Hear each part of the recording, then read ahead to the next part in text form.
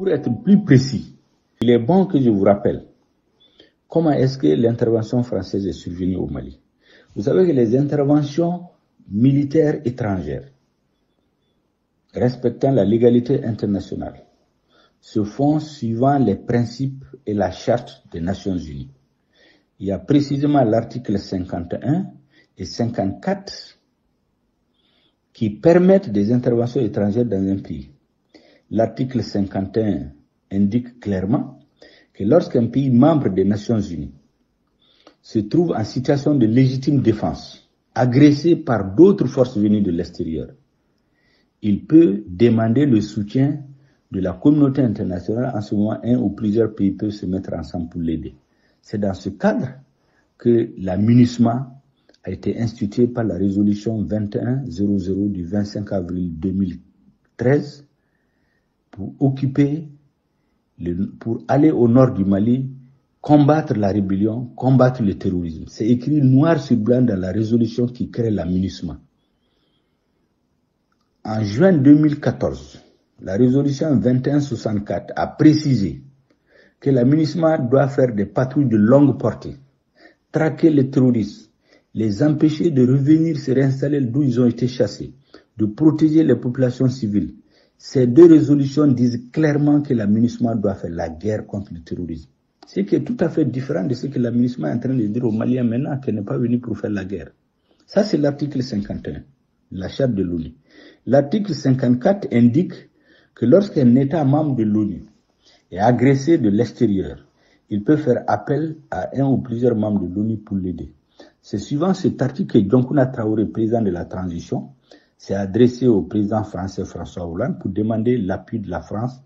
Et dans cette demande, il était dit clairement que c'est un appui aérien et en renseignement qui était demandé. Il n'était pas prévu des militaires français au sol. Appui aérien et un renseignement. Écoutez-moi bien.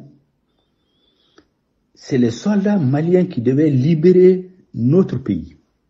Ce qui a été fait à Konna, à Tombouctou, à Gao, c'est les militaires maliens qui ont fait le corps à corps avec les djihadistes. L'armée malienne assurait la couverture aérienne et renseignement. Mais arrivé à Kidal, à Anefis, à partir d'Anefis, la France a interdit à l'armée malienne de rentrer à Kidal. Pour faire quoi? Pour retourner à la convention du 15 septembre 1907. L'ADRA des Ifogas appartient aux Ifogas et à ceux qu'ils prélat d'y installer. Je vous en ai parlé plus haut. Qui date du 15 septembre 1907. En faisant quoi? Interdit à l'armée malienne de rentrer à Kidal. Amener les militaires français à Kidal. 4000 militaires avec un budget de près d'1 milliard de francs CFA par jour. Je précise bien, 4000 militaires, un budget de 1 milliard de francs CFA par jour. Les militaires français. Elle a fait venir les militaires tchadiens. Elle a fait venir les militaires de la MINUSMA. Elle a interdit à l'armée malienne de rentrer à Kidal. Et qu'est-ce qu'elle a fait? Elle est allée chercher les dirigeants du MNLA qui étaient réfugiés à Ouagadougou et à Mauritanie parce qu'ils avaient été chassés par le Moudjaoui en Sardine. Les MNLA qui ne représentaient plus une force militaire, ni une force politique, ni une force morale, parce qu'ils s'étaient compromis avec les terroristes. La France les a ramenés, les a réinstallés à Kidal. Elle est allée extraire une partie d'Ansardine. Ansardine a été déclarée organisation terroriste par les Américains. Une partie d'Ansardine a été soustraite, l'adjoint de Yars al-Ghabas al-Intala, pour constituer le HCUA, le Haut Conseil pour l'unité de l'Azawad. Il s'appelait d'abord le MIA, Mouvement islamique de l'Azawad. Je crois qu'on leur a dit que le mot islamique ne porte pas. Quelques jours après, ils ont transformé pour faire HCUA. Le HCUA et le MNLA réunis font la SEMA. C'est à cette SEMA que la France a remis Kidal au lieu de l'État malien.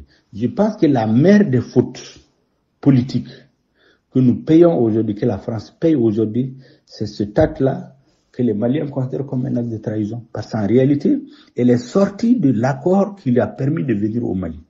À partir de ce moment, Kidal a été sanctuarisé, est devenu comme un État dans l'État, où le chef de l'État malien ne peut pas se rendre sans payer une rançon, le Premier ministre ne peut pas se rendre sans payer une rançon.